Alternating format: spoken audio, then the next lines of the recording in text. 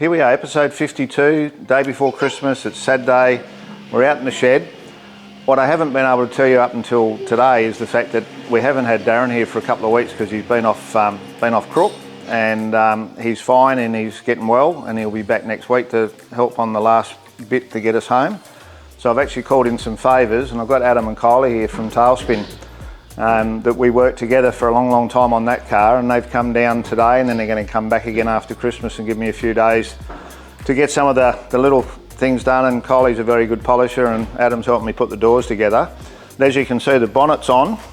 So I did that with Adam yesterday just to make sure everything's going to clear. The radiator does clear. We talked about that, and I wanted to make sure this lock lined it up with here because we'd made all of this. And things just seem to change in the process when you're doing the car. So really happy with the way that's looking and working. And that all works fine now, so that's really good. Adam's there doing the doors. How you go, buddy? Hey, mate. So one of the issues is we keep talking about is having the parts and all to put things together. I've got rid of all the other tables. We're just down now to door fit out. So they're Electrician doors.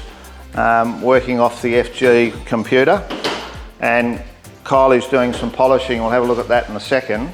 But I've got nothing loose in there. I've got this door closing. So we've got both doors on now and locks in, and we're just doing now the regulators, and we'll have the glass in later this morning. Obviously the seats and all are in now, and we've got reproduction glass and all those bits I think I might have shown you before, and now we can put all of the wiring into the doors. So that's sort of where I'm at right at the moment.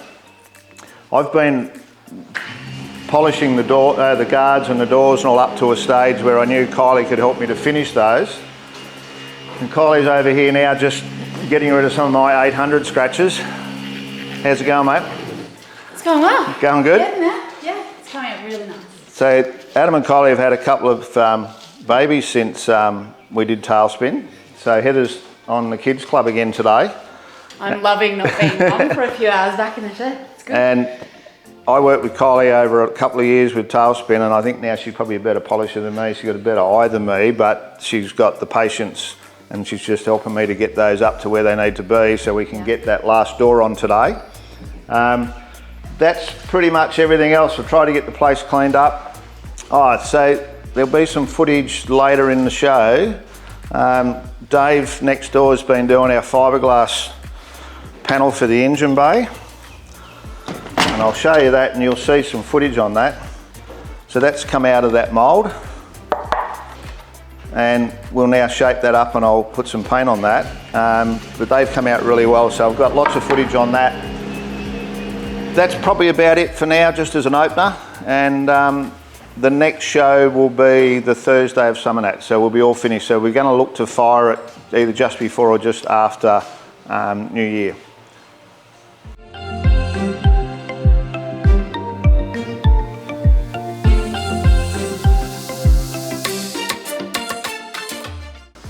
I thought I'd take the opportunity to just talk through some of the polishing processes that we use, because Kylie and I worked together a long time. We've been apart, God, how long's Tailspin been finished? 5 years? Yeah. So I worked with Kylie, she learned a lot from me, and then from that has gone on to do what she's doing a little bit differently, and then I've got new products and new tools as well. So the first thing is, Kylie, is obviously you went on to the oscillating, which I've talked about. Yep. So you just want to explain how that happened and what you like about it? Yeah, sure. I guess I started off trying to use Howard's direct drive buff upside down underneath Tailspin on the hoist, and just didn't have the arm strength. Basically, I felt like I was getting thrown around by the buff, so I went to the Roops Bigfoot. I found that the oscillating movement actually was easier for me to hang on to. As a newbie, a beginner, it also gave me a bit more confidence around edges and things like that I wasn't going to be tearing off the clear straight away. So that's where I started. Yep. So the difference there is what I traditionally have used is a spinning buff. Yep. And I've talked about that on the other programs about the way I use that, and I've talked about what Kylie uses, whereas the oscillating tends not to grab edges because it's spinning, but yeah, it's got an orbit as well. Yeah, orbit as well. So yeah, and that's the big one. That's my big machine. And then there's a smaller one as well, and a 77. Yeah, yep. Which I find for the smaller areas is quite good. I do like the direct drive now that I've got a bit more experience for that first heavy cut. And this one's a lot lighter than what so originally when Kylie was here, we were hanging off the big one. Yeah. This one's a lot lighter and a lot better. And then of course we use these a lot on yours. Yeah. And they oscillate as well. So oscillate is like an orbital sander, but for polishing. And then this one I use now in the little areas to do the corners. But of course now we've got all these Merca tools, and I'm just introducing Kylie to those, and she's sort of going, oh wow. I like that. But it's funny in the sense that I caught her using the sanding machine with the pad on it. So it's oscillating and a little bit of spinning, which is virtually the same as the Roops machine. Yeah. Where since I've had it, I haven't used it for polishing because my head's not working that way. I use the other one, which is a straight spinner. So between us, all these different toys and tools help us to achieve what we're trying to achieve. And what I've had Kylie doing here is all these little return edges. I've left some little marks and scratches because I wanted to move on to the next panel. And I've had Kylie now doing that with 2,500, 3,000, yep. and then back on the buff, and getting them to the stage they are now to go on the car, and then next week we'll be able to go back over because they look different. When they're upright. Once you tip them up, they look totally different again. Yep. So we're about to pinch this off Kylie and get the last door on the car because we need to move forward. Sounds good.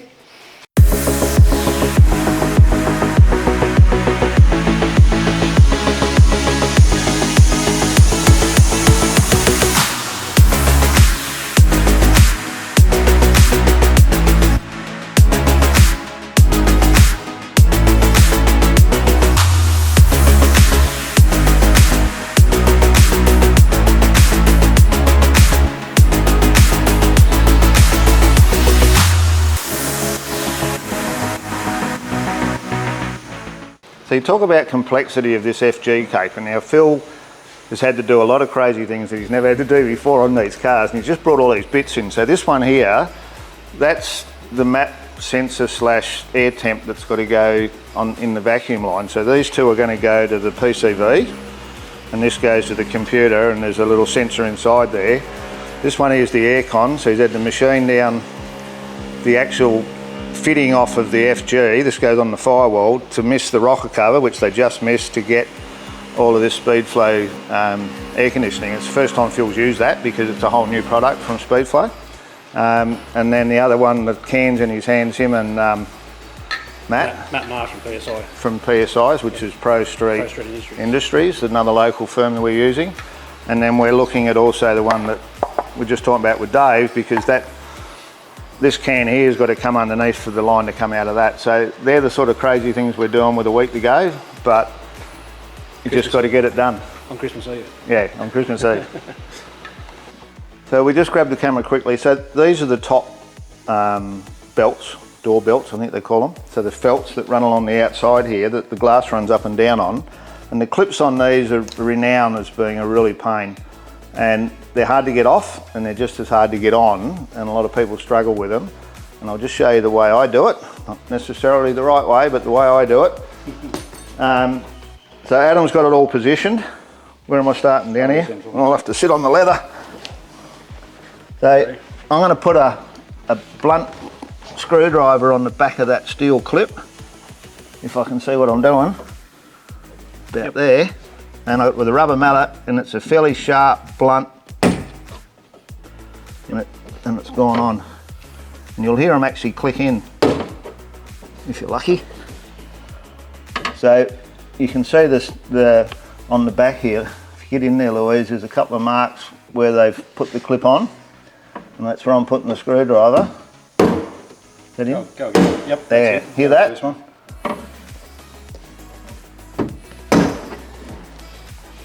Well, it's being too gentle. That's it. Go again. You can spend a long time trying to push these on by hand. Yep. But that's how I've done it, and then that pushes it right in, because as you've seen, they sort of go on the first clip, and then you put all the glass in, and then you've got a gap between your paintwork and your rubber.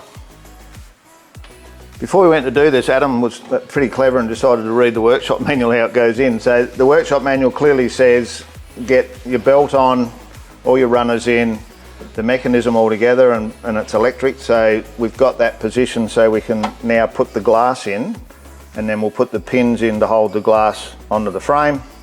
And we've done the other side, so that should all work good. So Adam's just given the glass a quick clean, and we're going to slide that in, put our pins in and check the electrics, and we should be good to go. So when I did the first one of these, I went, wow, that glass is not even close to the size, but it's really interesting how they're tapered. So he's got the top, so there's enough room here for it to slide through. It's really tight on the other side. This one's going to go in much better, which is nice. And I've loosened this one off and put a little packer in to move that back. And then the front one, I've actually released the track. I've just got to get my hand in here. Righto. Yep. So all the Bailey channels are in. I'm just going to come down. Eh? Are you in that channel down there? Yep. Righto. We come down all the way past our runner here, like that.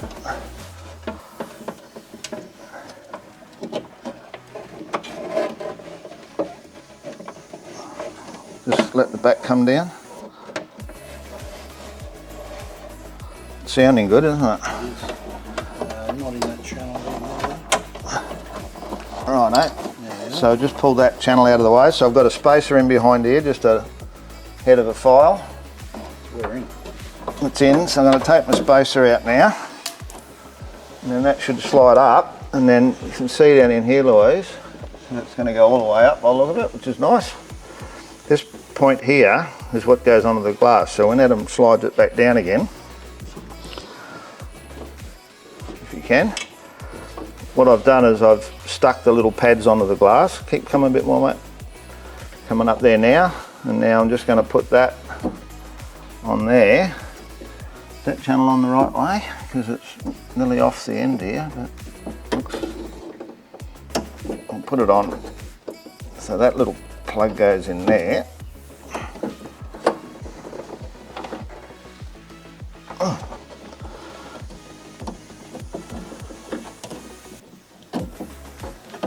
Right, come down a bit more. Whoa.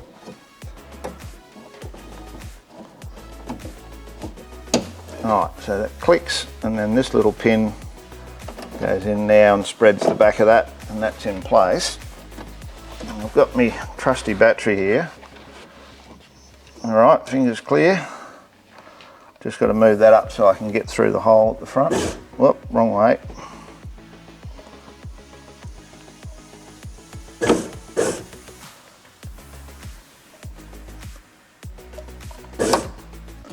That's about right, I think. I had a bit of trouble seeing this last time. Looks like it's lined up. Take my watch off.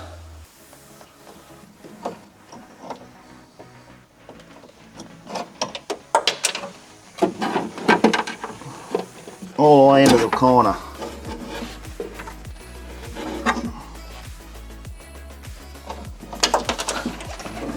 Ah, good video footage, boys. We haven't had a blooper for a while. Righto, this time. Anyone else want to have a go? Nope. Right. Like that sound? That's the fun of doing a car.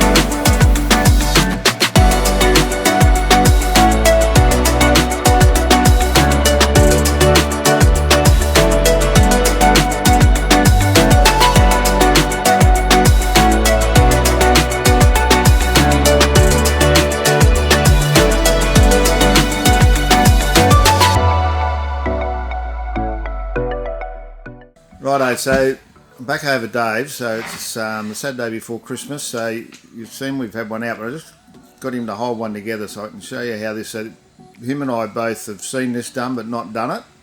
We've made that frame and he's made it so it can pull apart, so watch this, there's a bit of magic happening.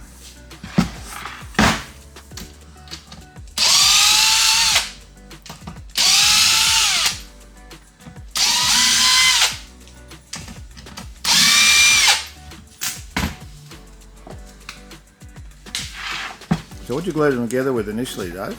Just a bit of wood glue.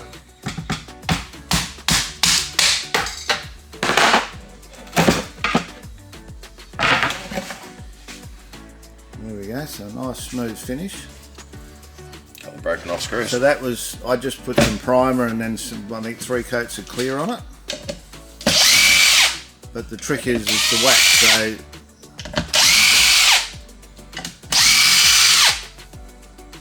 proper release agent that Dave got off his boat building mate to make sure that it would release.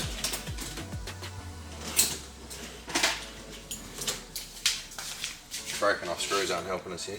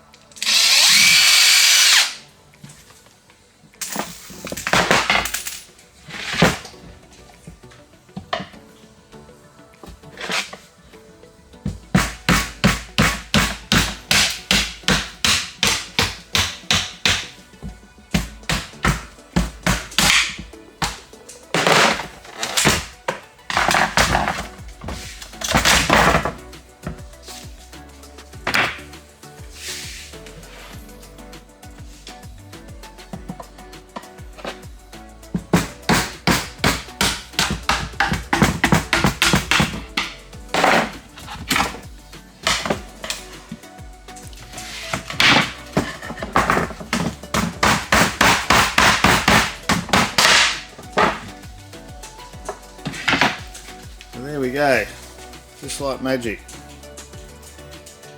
That's it. And now we just got to give it a bit of a trim here and there and work out how much we got to put around the edge here to sit it on. And we've got a couple more little tricks up our sleeve that you'll see next week. Coming to you now, so it's Thursday, so we're the Thursday before Summernats, so 6 days out. Darren's back in the house. Feeling a bit sore, but he's here and he's doing a bit. Dedication plus. Car's on the ground. You've probably seen that in a couple of the earlier videos. It's got to come up a little bit yet to get the right height where it was designed to be and get our wheel alignments and stuff sorted out. But at the moment, it's sitting on all fours, which was good.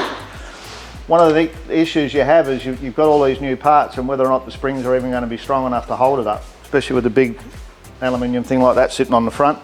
So we've covered that now. Today we've got Darren's here, Luke, Paul, Phil's coming later to do the last of the fuel lines. Dave's coming over from next door to finish off those little tops. I'm still here. So lots of people, and we need to have lots of people because we've got lots to do. Now you can see on the table we've actually got some oils now. So that's a little bit of confidence that we're going to get to a point where we can fill it up and make the thing go. Back doors are all working. Front doors, we've had it on the hoist so we couldn't get access to that. So we're just messing around with shifter cables and all sorts of things to make sure that what we're doing will be working good long term rather than doing a Summernats fix and just making it happen. Darren had the mouldings already ready to go for final polish, and of course he wasn't here, so now he's just doing those, so you can see some of his handiwork there. He's a bit of a master at that. So they're looking good. So he's just pulling the plenum off now and the bottom moulds. We'll get them, or he'll get them polished up. I've been messing with this bonnet all week. I'm nearly there. I didn't clean that before we came out and had a look, but I'm loving the shape, and I've just got a little bit more. The clear was a little bit heavy, so I've almost got it to a point where Kylie can take over. I've dragged out the stand from the old Mustang because we're going to put it on that because we haven't really had any time or thoughts about a stand, so that's what's going to happen with that. And if we go out in the booth,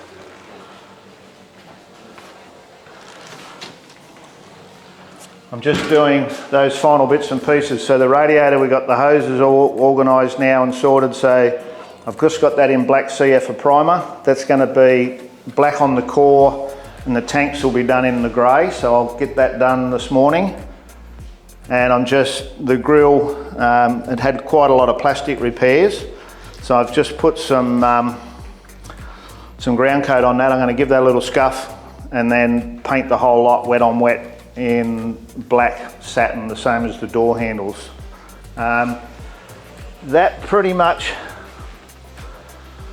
rounds up where we're up to. So it's an opportunity now to say Happy New Year. Hope you enjoy your evening. We'll probably be here. We're hoping to fire it before then. It might even be a New Year's fire up. So we'll bring that to you as soon as we can. And the next full episode will be the Thursday of Summernats.